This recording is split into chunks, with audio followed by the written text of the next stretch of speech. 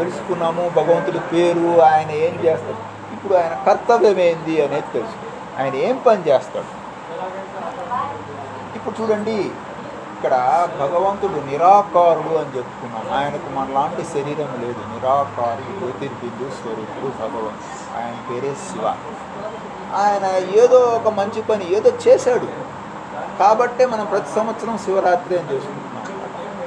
చేశాడు కాబట్టే చేసుకుంటాం. ఏం చేయకపోతే ఎవరు తలుచుకోరు.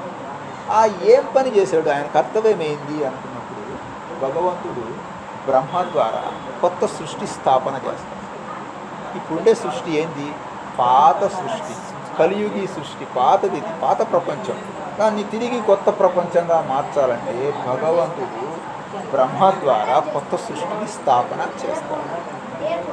ఇక్కడ బ్రహ్మ అంటే మామూలు మానవుని గురించి, అంటే బ్రహ్మ అంటే ఎవరో కాదు, ఇక్కడి మానవుడే.